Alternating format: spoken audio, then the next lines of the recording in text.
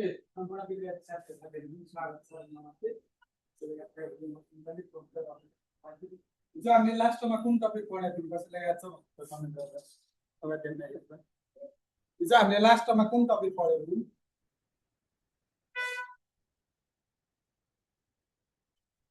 याद छ पढ्ने गरे हामी छैन अथवा यो म पावर प्रिन्ट आज चाहिँ पठाइदिन्छु आज कति पढिन्छ अनि त्यो काटेर मेरो आवाज सुन्दै हुनुहुन्छ आज क्लियरली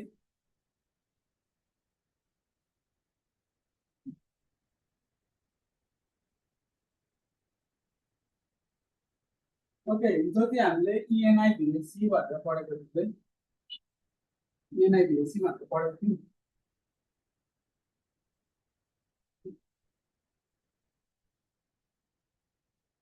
भने आज चाहिँ हामी युएनआई भिएसी देखि सुरु गर्छौँ यही हो लास्ट न अनि त्यस पछाडि हामी जेनेरेसन अफ कम्प्युटर अथवा अर्को एउटा टाइप पनि छ त्यो पढेर हामी जेनेरेसन अफ कम्प्युटरतिर लाग्छौँ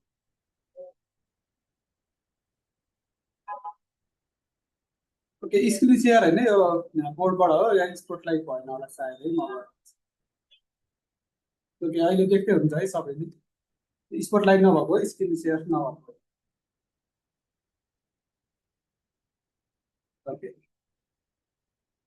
सो अब के हो त युएनआई भिएसी युएनआई भनेको चाहिँ हाम्रो युनिभर्सलको युएनआई भयो एसी भनेको automatic computer was one of the first commercially recorded computer commercially recorded चाहिँ एउटा पहिलो बिजनेसको लागि अथवा व्यापारको लागि आई मिन मार्केटमा बेच्नको लागि क्या पब्लिकलाई पनि अथवा बिजनेसहरूलाई पनि बेच्नको लागि कमर्सियली युज हुन थालेको पहिलो कम्प्युटर भनेको चाहिँ र युएनआई भिएसी जुन चाहिँ 1951 देखि बनिएको थियो अथवा त्यतिखेरदेखि सुरु गर्छ की पोइन्ट चाहिँ के छ त फुल नेम भनेको अथवा युएनआई भिएसीको फुल फर्म भनेको युनिभर्सल अटोमेटिक कम्प्युटर कहिले रिलिज भएको थियो 1951 मा अथवा 1951 मा डेभलपर्स भनेको प्रेस्पर इकाप एन्ड जोन म्याक्टोरी भन्ने छ अनि टाइप भनेको फर्स्ट कमर्सियल प्रोड्युस कम्प्युटर भनेको पहिलो चाहिँ यो बेच्नको लागि अथवा सेल गर्नकै लागि मासमा प्रोड्युस हुने कम्प्युटर भनेको चाहिँ हाम्रो युएनआई भिएसी कम्प्युटर नै हो अब यसका मेन फिचर्सहरु मेन विशेषताहरु चाहिँ के छन् त use vacuum tubes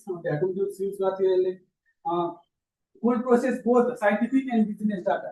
Scientific data पनि प्रोसेस गर्न क्यापेबल थियो यो र बिजनेस डाटा पनि प्रोसेस गर्नको लागि क्यापेबल कम्प्युटर भनेको हाम्रो युएनआई भिएसी अनि use magnetic tape for data storage यसले चाहिँ म्याग्नेटिक टेपहरु युज गर्थ्यो अब यो चाहिँ लाइक यो अलिक पुरानो जस्तो भन्दा पनि मोडर्न कम्प्युटर जस्तै देखिन्छ नि त हेर्नु त यो यसो पिक्चरमा हेर्दा पनि हाम्रो मोडर्न कम्प्युटरहरु जस्तै देखिन्छ एउटा यो पुरै कम्प्युटर नै भए पनि एउटा टेबलमा राखेको कम्प्युटर जस्तो देखिन्छ अब यहाँ भित्र अब मेकानिजम के थियो म्याग्नेटिक टेप चाहिँ डाटा स्टोरेजको लागि युज हुन्थ्यो अनि faster and more reliable than earlier mechanics like ENIAC यो हाम्रो अगाडिको इएनआईएसी भन्दा चाहिँ के थियो more reliable than earlier mechanics faster र रिलायबल क्या फास्टर भनेको एकदमै छिटो रिलायबल भनेको लाइक पोर्टेबल भनेर बुझ्दा पनि हुन्छ अब अगाडि हामीले हेरेको त एउटा रुममै ढाक्ने थियो भने यो चाहिँ एउटा टेबल बराबरको थियो जुन चाहिँ यहाँ एक ठाउँबाट अर्को ठाउँमा सिफ्ट गर्न पनि सजिलो हुन्थ्यो र सिफ्ट गरिसकेपछि पनि त्यसमा कुनै पनि त्यस्तो धेरै पावर अप्सनहरु अथवा पोर्टहरु इन्स्टल गर्नु नपरेर एउटै पावर अप्सनले पनि काम गर्ने है रिलायबल पनि थियो अनि फास्टर पनि थियो अब यस पछाडि छ माइक्रो प्रोसेसर रिभोल्युसन भन्ने छ सुरुमा छ इन्टेल 4004 जुन चाहिँ 1971 मा बनेको फर्स्ट माइक्रो प्रोसेसर कम्प्युटर भनेर इन्टेल 9004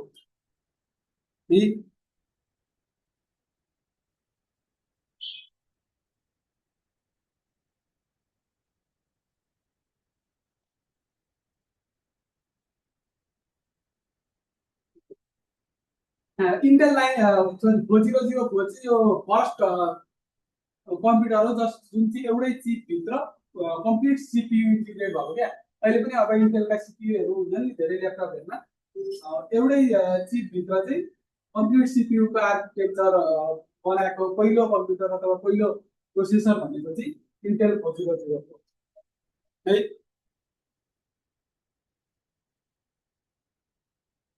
अब सीपीयू भनिसकेपछि अटोमेटिक सीपीयू अनि अर्को आएर 8800 भन्ने चाहिँ हाम्रो 1975 देखि सुरु भएको अथवा त्यतिखेर डेभलप भएको स्टार्ट होम कम्प्युटिङ अथवा होम कम्प्युटिङलाई चाहिँ स्टार्ट गरेको थियो भनेर बुझ्यौँ।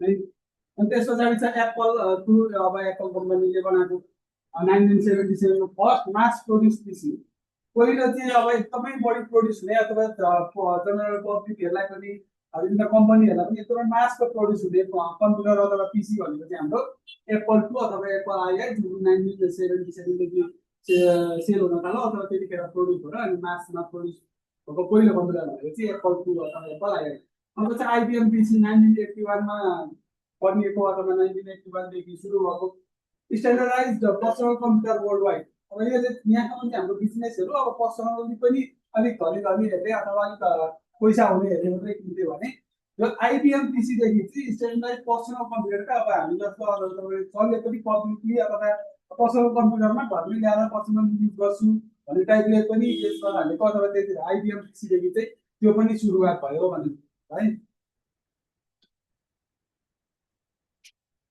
अब यस पछाडि छ जेनेरेसन अफ कम्प्युटर। केही प्रश्नहरू छन्?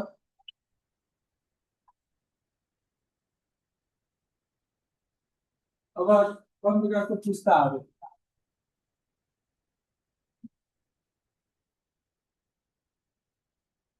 ओके केही प्रश्नहरू छैन भने हामी अब जेनेरेसन अफ कम्प्युटर भनेको कम्प्युटरका पुस्ताहरू भनेर computer have evolved through a five distinct generations, each marked by a major technological advancement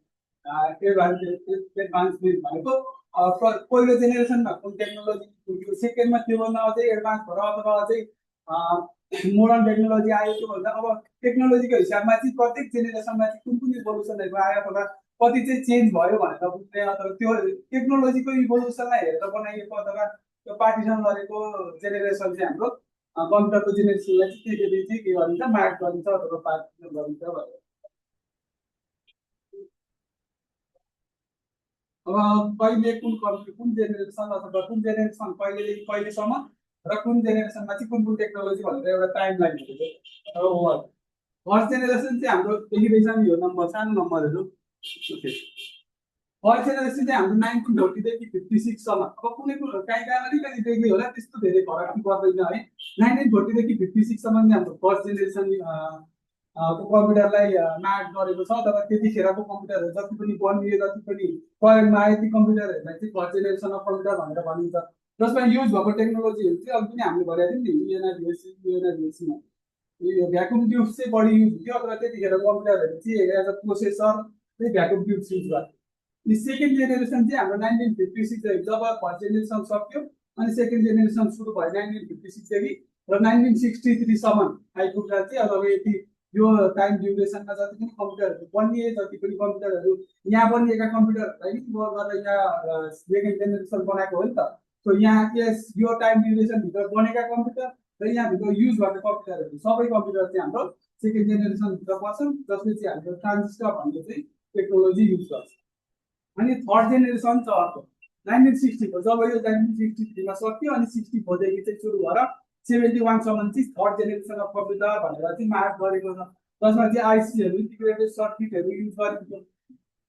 अनि फोर्थ जेनेरेसन भनेको अब अहिले हामीले युज गरिरहेको जेनेरेसनहरू अहिले हामी फोर्थ एनएनमा अथवा फिफ्थ खबर लाग्दैछ बिस्तारै है त्यो जेनेरेसनमा छौँ। 1971देखि चाहिँ अहिलेसम्मको अहिले जति पनि टेक्नोलोजीहरू चलिरहेको छ है अब इभल्भ भइरहेका टेक्नोलोजीहरू त फिफ्थमा छुट्टी तर कतिपय टेक्नोलोजीहरू चाहिँ फोर्थमै छन्। त्यसैले 1971देखि जति पनि कम्प्युटरहरू बनिए अहिलेसम्म जति पनि युज आए ती कम्प्युटरहरू चाहिँ माइक्रो प्रोसेसर ट्रान्जिस्टर युज गर्छन् सरी माइक्रो प्रोसेसर युज गर्छन् एउटा प्रोसेसर जुन चाहिँ हाम्रो फोर्थ जेनेरेसनमा मार्क गरेको छ भने अब फिफ्थ जेनेरेसन अहिले प्रेजेन्ट प्लस भनेको चाहिँ अब योभन्दा पछाडि अब कहिलेसम्म हुन्छ त्यसले सम्म थियो जसले चाहिँ के गर्छन् एका एआई युज गर्छन् आर्टिफिसियल इन्टेलिजेन्स अनि क्वान्टम जस्ता प्रोसेसिङ पावरहरू अथवा क्वान्टम जस्ता टेक्नोलोजीहरू युज गर्ने गर्छन् है फिफ्थ जेनेरेसनमा थियो। अब डिटेलमा हेर्नुहोस्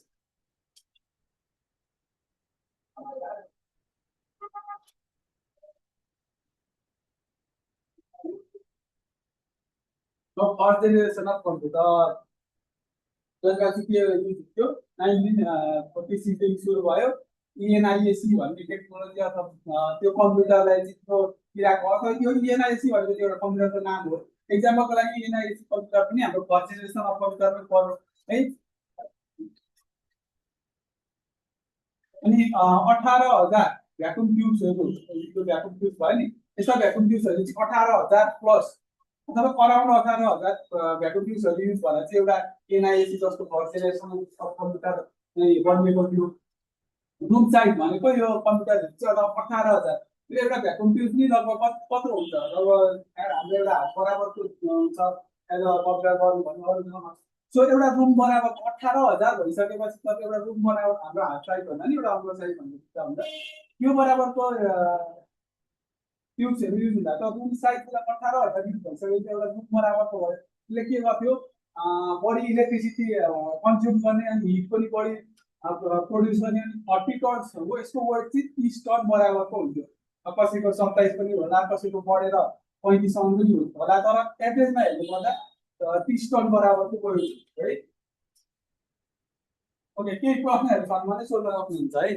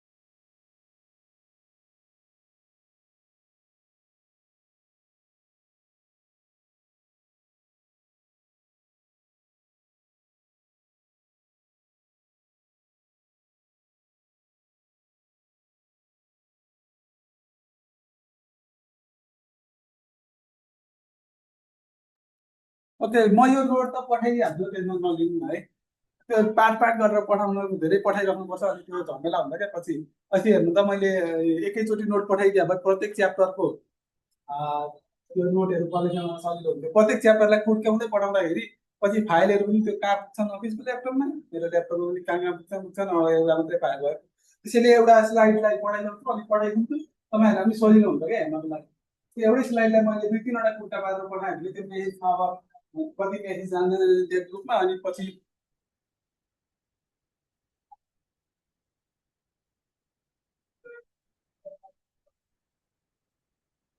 पाइन्छ नोट किन नपाउनु नोट म ग्रुपमै हालिदिइहाल्छु नि है ओके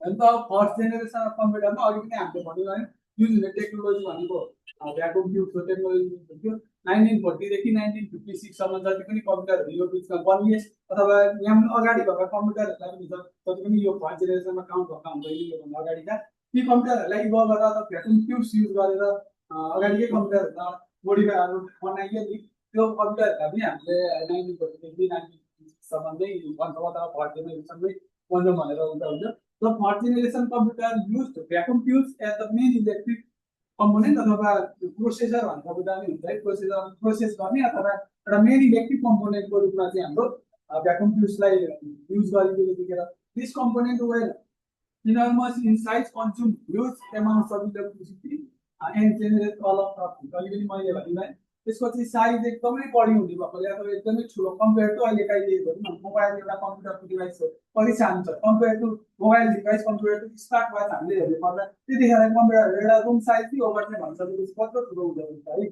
सो त्यो साइजमा पनि ठुलो अनि एकदमै ह्युज अमाउन्ट अफ इलेक्ट्रिसिटी पनि कन्ज्युम गर्ने अथवा इलेक्ट्रिसिटी युज कन्ज्युम गरिसकेपछि हिट पनि अलग हिट नै प्रोड्युस गर्छ अथवा जेनेरेट गर्छ है अब की फिचर्समा चाहिँ के गर्छ use vacuum tubes for circuitry and magnetic drums for memory सर्किटको लागि अथवा त्यो प्रोसेसको लागि चाहिँ हाम्रो भ्याकुम ट्युब युज हुन्थ्यो भने म्याग्नेटिक ड्रम्सहरू चाहिँ केको लागि मेमोरीको लागि अथवा स्टोरेजको लागि चाहिँ युज हुन्थ्यो very large in size full साइजमा हुन्थ्यो अघि पनि हामीले भन्यो consume high electricity program using machine language पाइने 0 र 1 बाट मात्रै यसलाई प्रोग्राम गर्न सकिन्थ्यो है 0 र 1 भनेको यो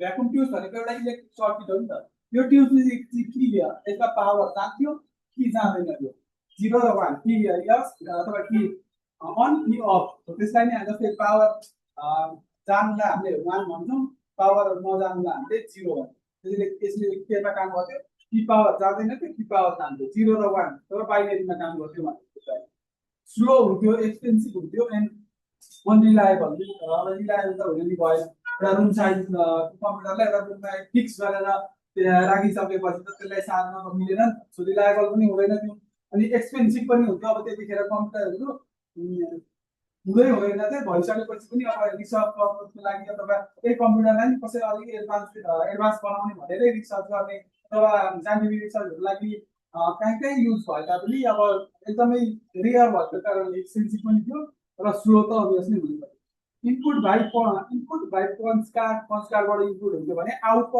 टु प्रिन्ट आउट भनेको प्रिन्टरबाट अथवा प्रिन्ट गरेर चाहिँ हामीले कुनै पनि स्क्रिन हुँदैन थियो हामीले हिजो भनेको थियौँ नि एउटा कम्प्युटर हुन्छ त्यसमा पोर्ट्सहरू हुन्छन् अब तारहरू कनेक्ट गर्ने पोर्ट्सहरू हुन्छ यो पोर्ट्स यहाँ कनेक्ट गर्दा कुन इनपुट जान्छ यो पोर्ट्सलाई यहाँ कनेक्ट गर्दा कुन इनपुट जान्छ त्यसरी पोर्ट्सहरू चेन्ज गरेर फिजिकल्ली पोर्ट्सहरू चेन्ज गरेर चाहिँ के हुन्थ्यो त्यसमा इनपुट दिने काम हुन्थ्यो भने अब आउटपुटको लागि चाहिँ अब पेपरमा अथवा केहीमा प्रिन्ट गरेर आउटपुट निस्किन्थ्यो एक्जाम्पलको लागि इएनआई भिएसी भयो युएनआई भिएसी भयो इडी भिएसी भयो आइबिएम 1301 भयो है यो चाहिँ एक्जाम्पल भयो यसका फर्स्ट जेनेरेसन अफ कम्प्युटर अब सेकेन्ड जेनेरेसन नै हो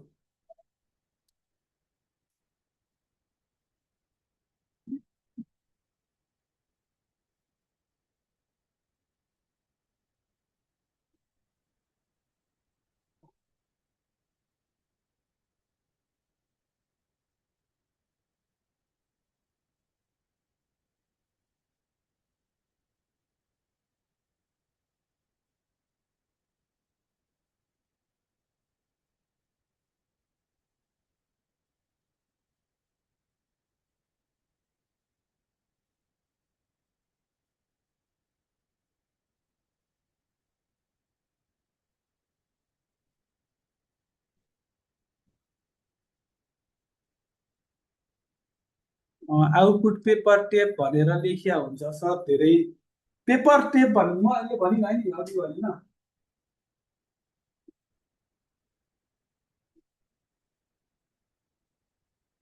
आउटपुट चाहिँ केमा हुन्छ अरे प्रिन्टेड क्या पेपर टेप भनेको यस्तो लामो पेपर जस्तै अहिले हामी काहीँ गयौँ भने बिल काट्नु पर्यो भने यस्तो दिन्छ नि अब रेस्टुरेन्ट राम्रो रेस्टुरेन्टमा अथवा बिग मार्टहरू जानुभएको छ भने त्यस्तोमा दिन्छ त्यस्तै खालको पेपर टेप हुन्थ्यो जस्तै अन भयो भने त्यो भित्रको पन्च कार्ड्सहरूले यसमा पन्च गरेर होल्ड गर्ने अफ भयो भने होल्ड नगर्ने अब कुन डाटाहरू कसरी होल्ड गर्ने भनेर अब त्यो त्यही डिफाइन गरेको हुन्छ हो त्यसरी होल्ड जस्तै ए लेख्नु पर्यो भने होल्ड गर्ने क्या त्यो त अलिक स्पेसमा स्पेस कति गर्दा होल्ड गर्ने एकदमै यो सानो सानो होलहरू हुन्छ हो त्यसरी चाहिँ पन्च गरेर इनपुट अनुसार आउटपुट एकचोटि होल्ड गर्छ अनि 1 हुँदा पन्च गर्छ 0 हुँदा पन्च गरिदिनु हो त्यसरी चाहिँ इनपुट प्रिन्ट हुन्थ्यो र त्यही प्रिन्ट आउट यो पेनबाट अथवा पेपर टेपबाट चाहिँ आउटपुट दिन्थ्यो भन्न खोजेको है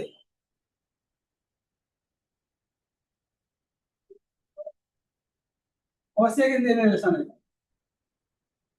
सेकेन्ड जेनेरेसन कम्प्युटर कहिलेदेखि जब फर्स्ट जेनेरेसन सक्यो 1956 57 तिर अनि अथवा 55 56 तिर अनि चाहिँ सेकेन्ड जेनेरेसन सुरु भयो कहिलेसम्म गयो 1963 सम्म जति पनि कम्प्युटरहरू बनिए युज भए फर्स्ट जेनेरेसनमै भ्याकुम ट्युब्सको सट्टा ट्रान्जिस्टरहरू युज भयो ती कम्प्युटरहरूलाई चाहिँ हामीले सेकेन्ड जेनेरेसन कम्प्युटरमा म्याप गरेका छौँ सेकेन्ड जेनेरेसन कम्प्युटर भन्नु टेक्नोलोजी अलि पनि मैले भनेको ट्रान्जिस्टर युज हुन्थ्यो है ट्रान्जिस्टर रिप्लेस भ्याकुम ट्युब अब भ्याकुम ट्युब जस्तै कम्प्युटरहरू रिप्लेस भएको होइन क्या जस्तै आइबिएम कम्प्युटरहरूको त्यो भर्जनलाई अथवा कम्प्युटरहरूको नाम चाहिँ चेन्ज भए पनि अघि युज भएकै यो युएनआई भिएसी एनआई भिएसी भन्नेमा केही हुन्थ्यो हाम्रो भ्याकुम ट्युब्स युज हुन्थ्यो। यही भ्याकुम ट्युब्सको ठाउँमा चाहिँ त्यसलाई अपग्रेड गरेर चाहिँ ट्रान्जिस्टरहरू युज हुन थाल्यो। त्यसै त्यही एउटै बक्स जस्तै एउटा कम्प्युटर चाहिँ हामीले हार्ड ड्राइभको साथमा एसएसडी हाल्नु भने त्यो हल्का फास्ट हुन्छ नि त। कम्प्युटरको डिभाइस त चेन्ज भने जस्ट हामीले कुनै एउटा कम्पोनेन्ट चेन्ज गर्नु। त्यस्तै भ्याकुम ट्युब्सको ठाउँमा चाहिँ हाम्रो ट्रान्जिस्टर चेन्ज भएर चाहिँ हाम्रो सेकेन्ड जेनेरेसन भयो एउटा रिप्लेस गरेर सेकेन्ड जेनेरेसनमा चाहिँ भ्याकुम ट्युब्सको ठाउँमा ट्रान्जिस्टरले रिप्लेस गरौँ। Making computer smaller, transistor vacuum tubes भन्दा चाहिँ सानो हुने भएकोले कम्प्युटरलाई स्मल बनायो, फास्टर बनायो, चिपर भनेको एकदमै रिलायबल अथवा यो भ्याकुम ट्युब्सलाई बनाउनु भन्दा यो ट्रान्जिस्टरलाई बनाउनु चाहिँ एकदमै सजिलो भयो है कम्पेयर टु भ्याकुम ट्युब। अनि एकदमै सानो पनि भयो, त्यसरी के भयो एकदमै चिप भयो, मोर इनर्जी इफिसियन्ट भनेको यहाँ त डाइरेक्ट इनर्जीहरू मतलब जति यसले इलेक्ट्रिसिटी कन्ज्युम गर्छ अथवा जेनेरेट हिट जेनेरेट गर्थ्यो त्योभन्दा कम हिट जेनेरेट गर्ने भयो ट्रान्जिस्टरले। त्यसैले इनर्जी इफिसियन्ट पनि भयो अनि मोर रिलायबल भनेको सानो भइसकेपछि स्मल भइसकेपछि त रिलायबल भयो है। के फिचर्सहरू यसका विशेषताहरू चाहिँ के छन् त? use transistor interest of the smaller in size, faster and more reliable. Assembly language in high level language, Fortran and COBOL जस्ता ल्याङ्ग्वेजहरु चाहिँ यसले सपोर्ट गर्न थाल्यो है। लाइक अब यो 001 भन्दा पनि प्रोग्रामिङ ल्याङ्ग्वेज नै क्या हामीले अहिले युज गर्छौं नि। अहिले त अब एडभान्स प्रोग्रामिङ ल्याङ्ग्वेजहरु पाइथन, जाभाहरु जाभास्क्रिप्टहरु आइसके। तर यी जेएस पनि प्रोग्रामिङ अघि हामीले बाइनरी भन्दा त त्यो बाइनरी त प्रोग्रामिङ ल्याङ्ग्वेज होइन नि त, त्यो त एउटा बाइनरी ल्याङ्ग्वेज नै भयो। त्यसबाट चाहिँ हाम्रो फोर्ट्रन अथवा कोबोल जस्ता चाहिँ प्रोग्रामिङ ल्याङ्ग्वेज नै र एसेम्बली ल्याङ्ग्वेज हाई लेभल ल्याङ्ग्वेजहरु चाहिँ युज हुन्छ। Magnetic core memory for storage over magnetic memory मात्रै युज हुन्छ, साथै म्याग्नेटिक कोर मेमोरीहरु युज हुन थाल्यो। Batch operating system where introduce भनेको batch operating system operating OS गर्दाखेरि हामी पढाएको नि हो। त्यस्तो चाहिँ अब कहिलेदेखि इन्ट्रोड्युस भयो? सेकेन्ड जेनेरेसन अफ कम्प्युटरदेखि। एक्जाम्पलको मा हेर्नुपर्दा हाम्रो आइबिएम भयो, आइबिएम 79 सिडिसी 1604 UNI VIC 1108 जस्ता कम्प्युटरहरु चाहिँ इन्ट्रोड्युस भयो अथवा बनिए। यहाँ लेखे है 1956 देखि पछाडि बनिएको कम्प्युटर आइबिएम एक्जाम्पलको लागि कुनै एउटा दिएको छैन। Smaller and faster compare to first generation assembly language use हुन्थ्यो। म्याग्नेटिक मेमोरी मात्रै युज हुन्थ्यो फर्स्ट जेनेरेसन भने, म्याग्नेटिक कोर मेमोरी युज हुन थाल्यो यो सेकेन्ड जेनेरेसनदेखि है। अब हेरौँ थर्ड जेनेरेसन। यही प्रश्नहरु छन् सेकेन्डको अथवा फर्स्ट जेनेरेसनको अथवा योभन्दा अगाडिको क्लासमा। आज त आवाज क्लियर सुन्दै हुन्छ नि तपाईहरुले?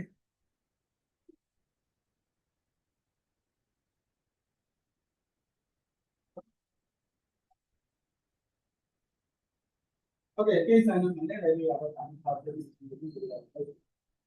जेनेरेसन अफ कम्प्युटर चाहिँ हामी जब 1963 मा सक्यो अनि 64 देखि अब 63 देखि नै भन्दा पनि हुन्छ। मोस्टली अब अल्टरनेट हुन्छ अथवा जाए पनि 64 देखि हुन्छ। 64 देखि 1971 सम्म जुन कम्प्युटरहरु बनिए त्यतिखेर चाहिँ हाम्रो के भयो? थर्ड जेनेरेसनलाई मार्क गर्यो। टेक्नोलोजी भनेको आइसी इन्टिग्रेटेड सर्किट युज हुन थाल्यो यो जेनेरेसनदेखि। Integrated circuit replace transistor. अब अहिलेको ट्रान्जिस्टर थियो नि हाम्रो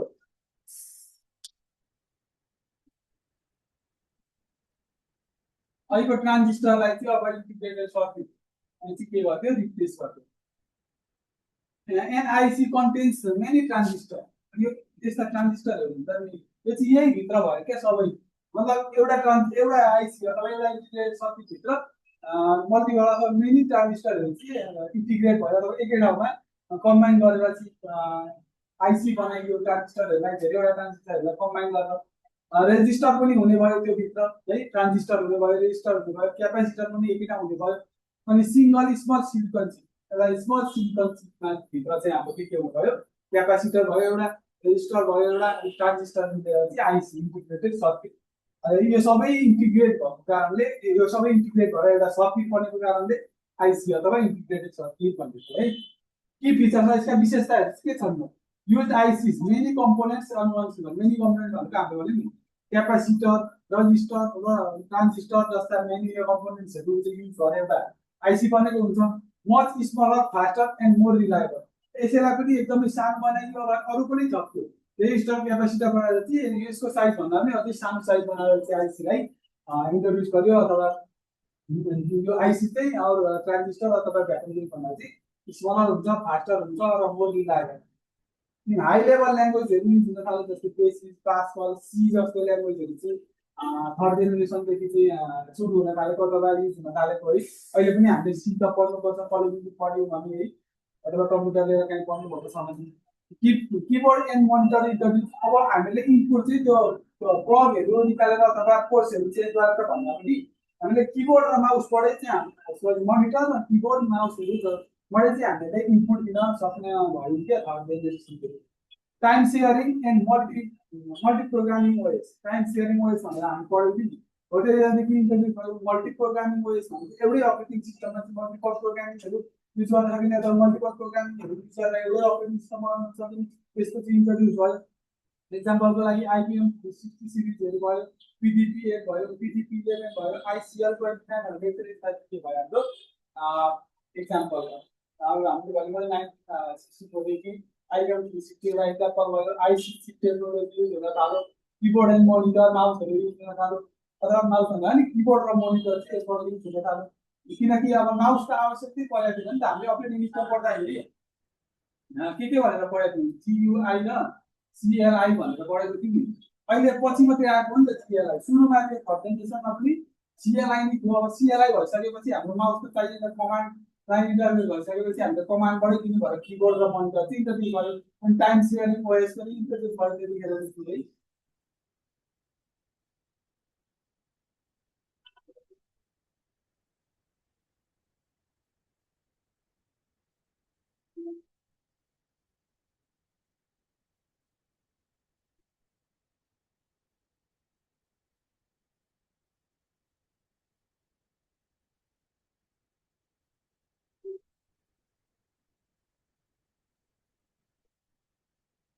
अब फोर्थ जेनेरेसन कुरा अहिलेको चल्दै गरेको जेनेरेसन र अब यही जेनेरेसनबाट चेन्ज हुँदै हुँदै फिफ्थतिर लागेको जेनेरेसन है अहिले यो पनि छ यो जेनेरेसन पनि छ अहिले फिफ्थ जेनेरेसन पनि इभल्भ हुँदैछ अथवा एडभान्स हुँदैछ अब फोर्थ जेनेरेसन चाहिँ 1971 देखि त्यो चाहिँ अथवा न अहिलेसम्म त त्यो कम्प्युटरहरू बनिए युज भए एडभान्स भए मोडर्न भए है हो ती कम्प्युटरहरू चाहिँ fourth generation of computer technology के हुन्छ माइक्रो प्रोसेसर अथवा भिएलएसआई माइक्रो प्रोसेसर युज हुन्छ है आज पनि त्यस्तै छ र साउन्ड आज त क्लियर हुनुपर्ने त है एकछिन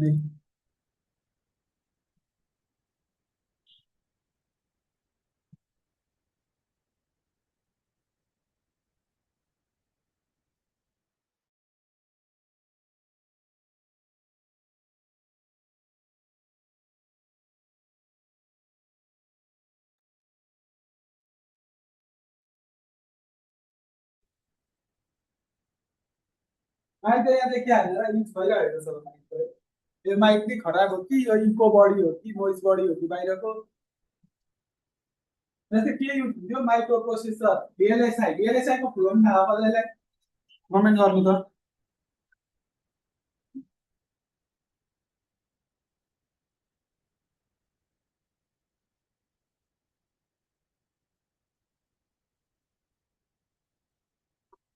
भिएलएसआई भयो त very large scale integrated very large integrated circuit भनेको त भिएलएसआई भएन नि त भरत चन्द्र चौधरीजीले भने चाहिँ ठिक छ है भेरी लार्ज स्केल इन्टिग्रेटेड तपाईँ इन्टिग्रेसन भनेर चाहिँ मिल्ने भइन्छ इन्टिग्रेटेड भन्दा पनि फरक चाहिँ पर्दैन है भेरी लार्ज स्केल इन्टिग्रेटेड भनेको माइक्रो प्रोसेसरलाई the microprocessor contains millions of transistors millions भनिसकेपछि भेरी लार्ज स्केल इन्टिग्रेसन भनेको मिलियन्स अफ ट्रान्जिस्टरलाई चाहिँ एउटै सिंगल चिपमा इन्टिग्रेट गरेर चाहिँ भिएलएसआई भनिन्छ loading to personal computer PCs to for everyone भनेको अहिले चाहिँ अब पिसिज मात्रै भन्दा पनि पर्सनल कम्प्युटर मात्रै भन्दा पनि ठुल्ठुलो कम्प्युटरहरूमा पनि हामी माइक्रोप्रोसेसर नै युज हुन्छ है के फिचर्स के छ त इन्टायर सिपियु भनेर सिंगल माइक्रोप्रोसेसर चाहिँ एउटा सिपियु हामीले सिपियु भन्दा त्यो बक्सालाई भन्ने गरे तापनि यो चाहिँ एउटा सिपियु को केस हो अथवा त्यसभित्र धेरै कम्पोनेन्ट हुन्छन् त्यो भित्र पनि मेन सिपियु भनेको चाहिँ हाम्रो एउटा चिप हुन्छ नि त माइक्रोप्रोसेसर सब प्रोसेसर त्यसलाई चाहिँ हामीले सिपियु मेनली भन्छौँ जुन चाहिँ entire CPU on single microprocessor र सिंगल माइक्रोप्रोसेसर चिपमा चाहिँ इन्टायर सिपियुलाई कम्बाइन गरेर चाहिँ एउटा सिस्टम बनाइयो अथवा टेक्नोलोजी बनाइयो जसलाई चाहिँ हामीले भिएलएसआई अथवा माइक्रोप्रोसेसर टेक्नोलोजी भन्छ है।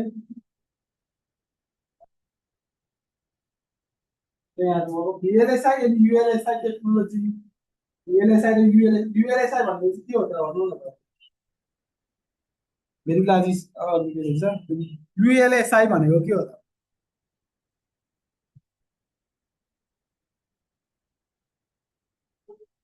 ओके, कमेन्ट गर्दै गर्नु होला, म भन्छु है। अल्ट्रा लार्ज, अघि चाहिँ VLSI भनेको भेरी लार्ज मात्रै थियो। ULSI भनेको चाहिँ अल्ट्रा लार्ज स्केल इन्टिग्रेसन क्या। अल्ट्रा लार्ज भनेको यो भेरी लार्ज भन्दा पनि अझै ठुलो स्केलमा ULSI टेक्नोलोजीहरू युज हुन्छ। Very small, affordable, fast and reliable. अब इक्जाम्पलको लागि हामीले बुझ्नु पर्दाखेरि अब स्मार्ट वाच पनि एउटा कम्प्युटर हो, त्यो कति रिलायबल छ त, कति फास्ट पनि हुन्छ है। अब अहिले हाम्रो मोडर्न मोडर्न आइफोन फोनहरू कति फास्ट हुन्छन् है, अफोर्डेबल पनि हुन्छ। अब त्यतिखेरको जमानामा भन्नु अहिले जहाँ पाए पनि पाइन्छ, अथवा चलाउनु पनि पाइन्छ। मोबाइल फोनहरू, स्मार्ट वाचहरू, कम्प्युटर, ल्यापटपहरू त्यसले अफोर्डेबल पनि छ, स्मल पनि छ है। GUI, internet, email and networking, त्यसमा चाहिँ के हुन्छ, GUI युज हुन्छ, इन्टरनेट युज हुन्छ, अनि इमेलहरू युज हुने भयो है, अनि नेटवर्किङहरू भयो है। हाम्रो वाइफाईहरू, नेटवर्किङहरू, ल्यान वान भनेर पढाइन्छ, त्यसले नेटवर्किङहरूको आयो युज हुन थाल्यो। पोर्टेबल डिभाइस हुन्छ, ल्यापटपहरू, ट्याब्लेट्सहरू, स्मार्ट वाचहरू, अनि त्यो के हुन्छ जस्तै यो स्मार्ट बोर्ड लाइनहरू हामी यसैलाई पनि है। मोबाइल फोनहरू भयो, इक्जाम्पलको लागि IBM PCहरू भयो, एप्पल म्याकिन्टोस भनेको म्याकबुकहरू क्या, एप्पल म्याकहरू भयो है, म्याकबुक र म्याकिन्टोस भन्छ। इन्टेल पेन्टियमहरू भयो, मोडर्न ल्यापटप्सहरू भयो, मोडर्न मोबाइलहरू पनि भयो है। यिनीहरू चाहिँ के भयो, हाम्रो 4th जेनेरेसनको एक्जाम्पलहरू। अब हेरौँ 5th जेनेरेसन।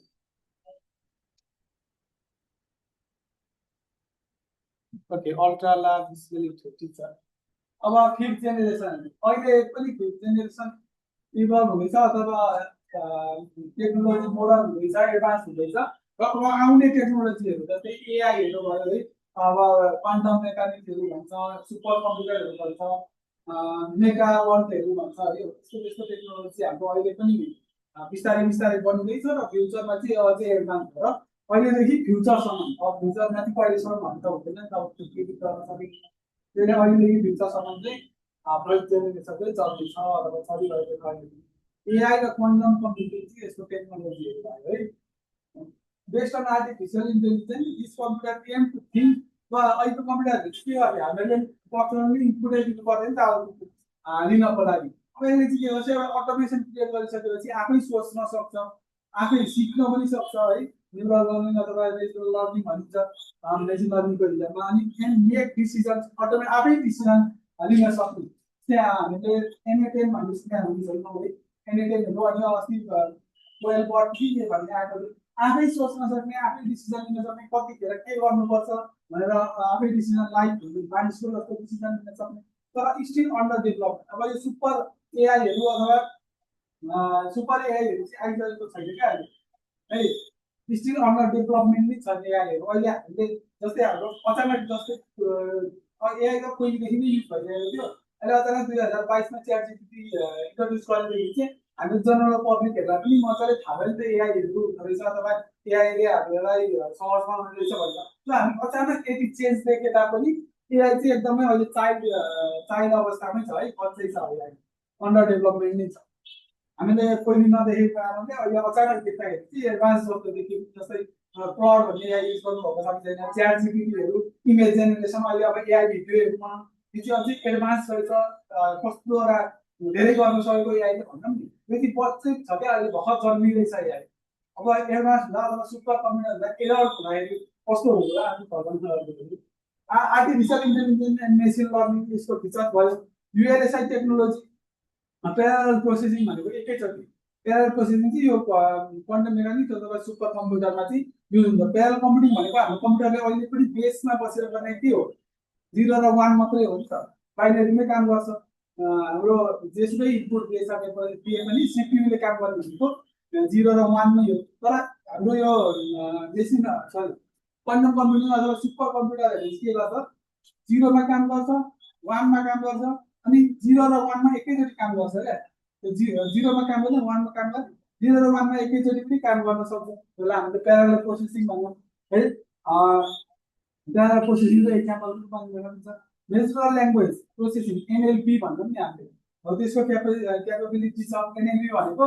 जस्तै हामीले सानो बच्चादेखि अरूले बोलेको सिक्दै अनि अरूले जस्तै मम्मी बाबाले बोलेको सिक्दै, जस्तै हामीले नेपाली बोल्न अहिले फ्लुएन्टली आउँछ, इङ्ग्लिस बोल्न त्यति आउँदैन नि त।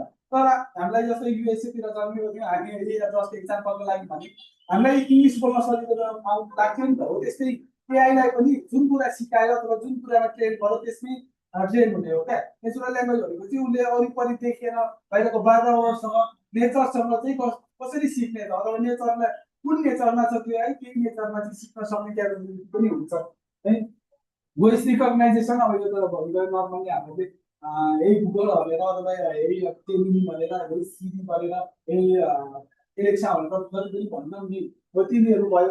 अनि रोबोटिक्सहरू भयो, एक्सपर्ट सिस्टमहरू बनाइन्छ अथवा बनिँदैछ भने क्वान्टम कम्प्युटिङ अन्डर डेभलपमेन्ट, सबै एआईहरू क्वान्टम कम्प्युटिङहरू सुपर कम्प्युटरहरू चाहिँ यो प्रेजेन्ट अहिले चाहिँ डेभलपमेन्ट अवस्थामै छ। फ्युचरमा गइसकेपछि यो एडभान्स भएर अझै बेटर हुन्छ भनेर चाहिँ फ्युचरमा हुन्छ भनेर है। इक्जाम्पलको लागि आइबिएम वेस्टर्न, गुगल एसिस्टेन्ट सिरीहरू भयो, सेल्फ ड्राइभिङ कार जस्तै के छ सेल्फ ड्राइभिङ टेस्ला भयो।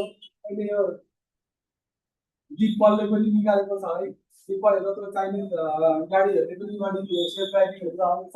इभीमा चाहिँ बढी हुन्छ यो है। यो हाइब्रिडमा हुन्छ कि इभीमा हुन्छ। ओके, क्वान्टम कम्प्युटर्सहरू पनि हाम्रो 5th जेनेरेसनको एक्जाम्पल भयो। प्रेजेन्टमा चाहिँ अहिले वास्ट भनेर एउटा एक्जाम्पल दिन सक्छ।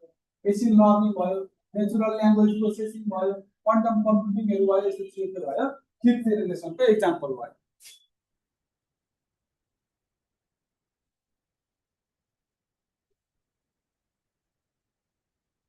comparison characteristics of computer. Computer possesses unique characteristics that make them indispensable in modern life. What do you about characteristics?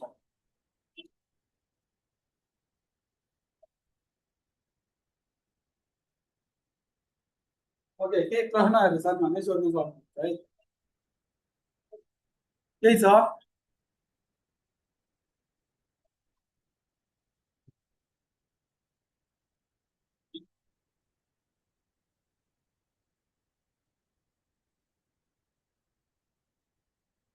Okay, त्यसो भए के क्यारेक्टरिस्टिक्स चाहिँ के छ त?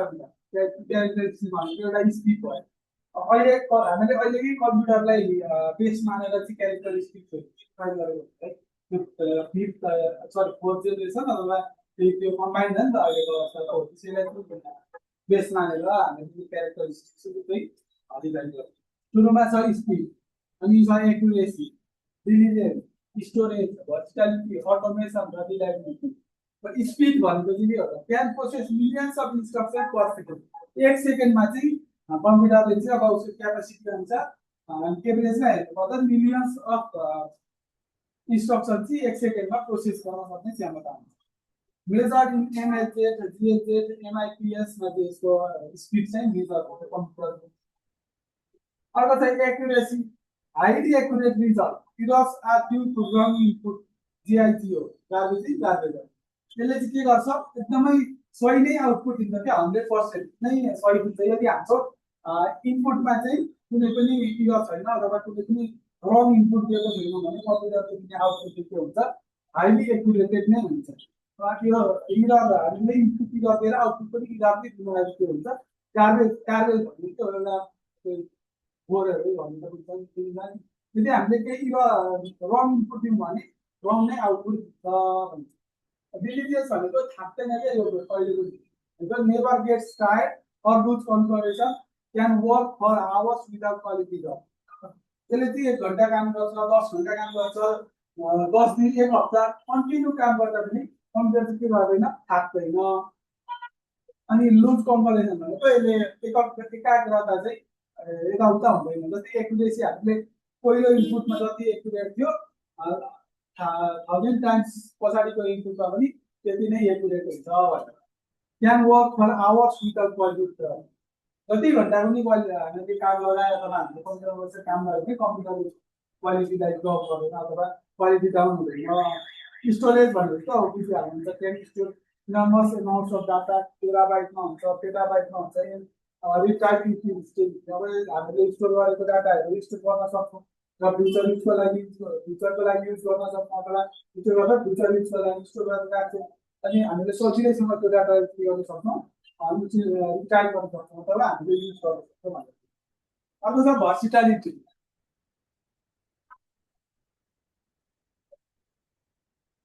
भर्सिटालिटी भनेको can perform wide variety of tasks from calculation to video editing.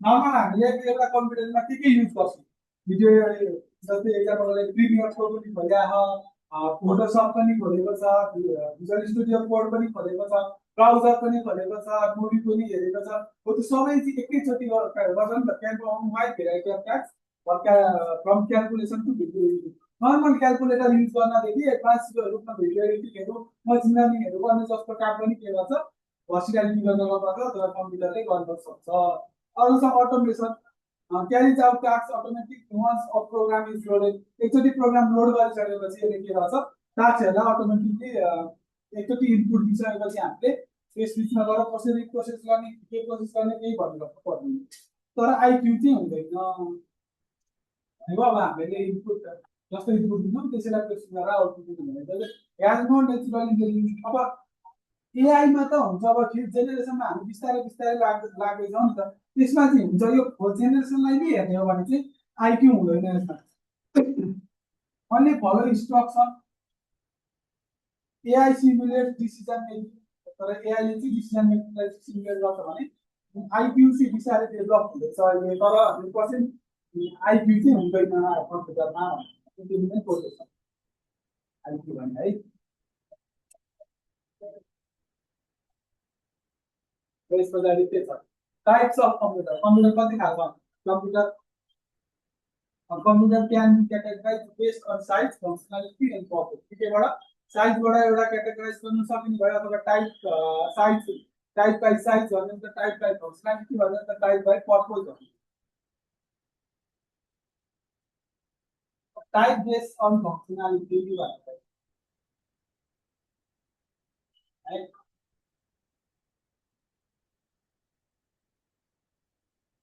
Okay types based on functionality analog computer हुन्छ एक नम्बरमा है हामीले प्रायः एनालग नै भनेर पढ्छौँ एक नम्बरमा त्यो कन्टिन्युअस डाटा यसले चाहिँ कन्टिन्युअस डाटा प्रोसेसिङ गर्नु भयो क्या इनपुट दिइराख्ने प्रोसेस गरिराख्ने र प्रोसेस हुँदा हुँदै आएको इनपुटलाई पनि कन्टिन्युअसली लिएर प्रोसेस गरिरहने गर्छ इक्जाम्पलको लागि स्पिडोमिटर जस्तै गाडीको स्पिड कन्टिन्युअसली त्यो ट्राफिक पुलिसहरूले बढी युज गर्छ नि कन्टिन्युअसली गाडी अगाडिबाट आइरहेको छ त्यसको स्पिड चाहिँ मेजर गर्नु छ भने 100 मिटर भएको गाडीमा 100 मिटरमा छ भने त्यसको डाटा लिने प्रोसेस गर्न थाल्ने अनि 10 मिटर ओर आइसक्दा अनि मात्रै डाटा लिने भयो भने त त्यसको स्पिड त मेजर भएन नि त जो कन्टिन्युअसली डाटा लिइराख्नु भने चाहिँ कतिको स्पिडमा छ भनेर चेक गर्न सकिन्छ थर्मोमिटर भनेको हाम्रो टेम्परेचर नाप्नको लागि कन्टिन्युअसली टेम्परेचर चेन्ज भइरहेको हुन्छ त्यसैलाई नापेर चाहिँ अनि कम्प्युटरले अब कति छ त्यसमा चाहिँ पारा मारिसक्नु है अर्को छ डिजिटल कम्प्युटर डिस्क्रिट 0 र 1 मा काम गर्छ यसले है हाम्रो मेनली कम्प्युटरहरू चाहिँ डिजिटल नै हुन्छ ल्यापटपहरू डेस्कटपहरू स्मार्टफोन्सहरू चाहिँ डिजिटल कम्प्युटर नै हो अनि अर्को हुन्छ हाइब्रिड कम्प्युटर भनेको बोथ टाइप्स भनेको डिजिटल पनि हुन्छ त्यसमा एनालग पनि हुन्छ अनि इसिजी मेसिनहरू भयो एक्जाम्पलको रूपमा इसिजी भनेको त्यो हस्पिटलमा हार्टबिटहरू नाप्न अथवा ब्लड प्रेसरहरू नाप्न त्यस्तो हुन्छ नि हो त्यो चाहिँ हाइब्रिडमा परेको इसिजी मेसिनहरू वेदर सिस्टमहरू नाप्नको लागि अथवा वेदर फोरकास्टिङको लागि हाम्रो हाइब्रिड कम्प्युटरहरू नै युज हुन्छ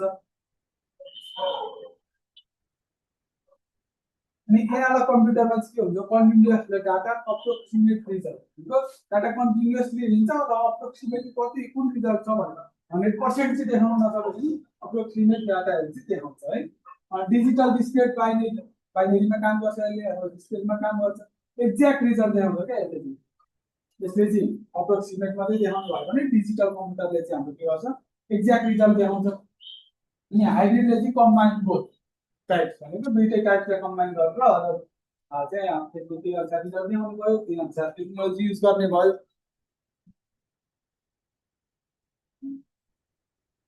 यहाँ भने त एक्ज्याक्ट रिजल्ट दिन्छ भनिसकेपछि यो चाहिँ एक्युरेट हुन्छ नि त, डिजिटल चाहिँ एक्युरेट हुन्छ। अप्रोक्सिमेट रिजल्ट भनेको छ एनालगमा त, सो त्यसरी चाहिँ डिजिटल कम्प्युटर चाहिँ एक्युरेट हुन्छ, मोर एक्युरेट हुन्छ है। अथवा एक्ज्याक्ट रिजल्ट दिएर चाहिँ 100% एक्युरेट भन्दा पनि हुन्छ, त्यति हाम्रो इनपुट चाहिँ रङ छैन भने।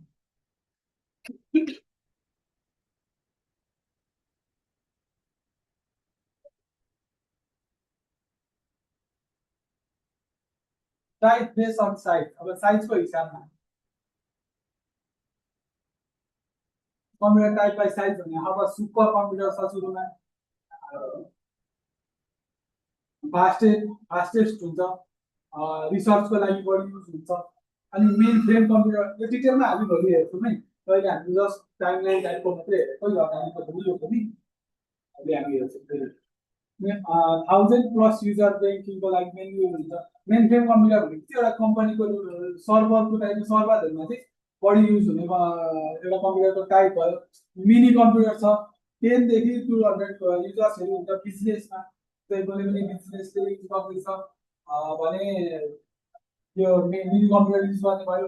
अर्को छ माइक्रो कम्प्युटर, सिङ्गल युजर, हाम्रो यो मोबाइल फोन ल्यापटपहरू चाहिँ माइक्रो कम्प्युटर नै भयो।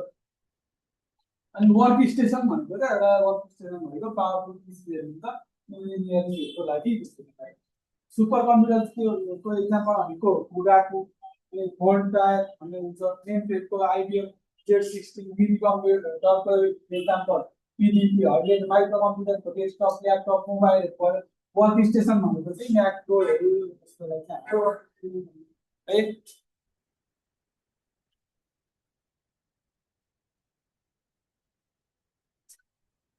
बेस्ड अन पर्पज कारण के कारणको लागि कुन कम्प्युटर युज गर्ने भनेर चाहिँ पर्पज हुन्छ। जेनरल पर्पज जीपीसी अथवा जेनरल पर्पज कम्प्युटर चाहिँ के गर्छ, design to perform a wide variety of task, मल्टिटास्किङको लागि अथवा वाइड भेराइटी अफ टास्कको लागि चाहिँ एकैचोटि परफर्म गर्नको लागि चाहिँ डिजाइन गरिएको कम्प्युटर चाहिँ हाम्रो जीपीसी भयो। अथवा चाहिँ purpose computer can be use for word प्रोसेसिङको लागि हामी डकुमेन्टहरू बनाउन युज गर्ने भयो, ब्राउजिङको लागि युज गर्ने भयो, गेमिङको लागि युज गर्ने भयो, प्रोग्रामिङको लागि मेनीवटा टास्क। इक्जाम्पलको लागि हाम्रो पिसी डेस्कटपहरू भयो, हाम्रो ल्यापटपहरू भयो, जसमा चाहिँ हामीले वर्ड पनि वर्ड प्रोसेसिङको पनि काम गर्न सक्यौँ, ब्राउजिङ पनि, photo editing, video editing, gaming, प्रोग्रामिङको लागि युज गर्न सक्यौँ। ट्याब्लेटहरू भयो, स्मार्टफोन्सहरू भयो, यस्ता चाहिँ के भयो हाम्रो जेनरल पर्पज सामान्य पर्पजको लागि क्या धेरैवटा काम गर्न सक्ने पर्पजको लागि बनाएका कम्प्युटरहरू चाहिँ अर्को चाहिँ एसपीजी अथवा स्पेशल पर्पज कम्प्युटर भनेर चाहिँ स्पेसल्ली कुनै एउटा टास्कलाई मात्रै डेडिकेटेड गरेर बनाइएको सफ्टवेयरहरू जस्तै design for one specific task or a limited set of task. एउटा मात्रै नभएर जस्तै एउटाभन्दा बढी दुईटा मात्रै, दुईटामै लिमिट छ, एउटामै लिमिट छ, तिनटामै लिमिट छ भने चाहिँ त्यो चाहिँ हाम्रो स्पेसल पर्पज हो। Build and build program for particular function, कुनै एउटा काम गर्नको लागि मात्रै प्रोग्राम गरिएको छ भने त्यस्तो कम्प्युटरलाई हामीले एसपीसी भन्ने भयो। जस्तै एक्जाम्पलको लागि एटिएममा गएर हामीले गेम खेल्न सक्छौँ त, गेम खेल्न सक्दैनौँ नि त, त्यो रुट गरेरै त्यसलाई त्यो ओएसबी चेन्ज गर्नु पऱ्यो भने त सक्दैन। तर जुन प्रोग्राम गरिएको छ, जुन स्पेसिफिक टास्कको लागि बनाइएको एटिएम पैसा निकाल्नको लागि, त्यहाँ गएर हामीले गेम खेल्न सक्दैनौँ। ट्राफिक लाइट कन्ट्रोलरमा गएर ट्राफिक लाइट कन्ट्रोल गर्दै गर्न सक्ने भयो लाइट है। अनि डिजिटल वाचहरू भयो, हाम्रो वाल वाचहरू, यसमा हाम्रो यो ह्यान्ड वाच पनि डिजिटल वाचहरू हुन्छ नि, त्यसमा चाहिँ हामी केही गर्न सक्दैनौँ। वासिङ मेसिनमा पनि हाम्रो वर्ड प्रोसेसिङ गर्न, ब्राउजिङ गर्न, गेमिङ गर्न सक्दैनौँ। त्यसमा चाहिँ के हुन्छ, लुगा धुनको लागि ती बटनहरू थिच्ने, बटन थिचेपछि कुन त्यही फङ्सन अनुसार रन हुन्छ। रोबोट्सहरू भयो, रोबोट्स पनि स्पेसिफिक टास्क हुन्छ। अब एआईहरू आइसकेपछि अथवा सुपर कम्प्युटरहरू बिस्तारै इभल्भ हुँदै गइसकेपछि रोबोटहरू चाहिँ पर्पज हुन्छ अथवा मल्टिटास्किङ पनि पर्दैछन् र पनि अहिलेसम्म हेर्दाखेरि रोबोट्सहरू स्पेसल पर्पज भित्रै पर्छ। एप्लिकेसन्स अफ कम्प्युटर भनेको यो आजलाई यति नै गरौँ है, भोलिदेखि अगाडि त हाम्रो टिचरमा हेरेर यो एप्लिकेसन अफ कम्प्युटरदेखि चाहिँ अगाडि बढ्छ। ल म यो एप्लिकेसन यहाँदेखि पछाडिको भागलाई काटेर त्यहाँदेखि अगाडिको भाग चाहिँ पठाइदिन्छु। त्यो जेनेरेसन अफ कम्प्युटर डिटेलमै छ। टाइप्स अफ कम्प्युटरलाई पनि अस्ति मैले त्यहाँ नोटहरू एड गरिदिएर त्यसमा टाइमलाइन मात्रै भन्छ, नोटहरू एड गरिदिएर चाहिँ अनि म पठाइदिन्छु। ल आजलाई यति नै गरौँ है त क्लास।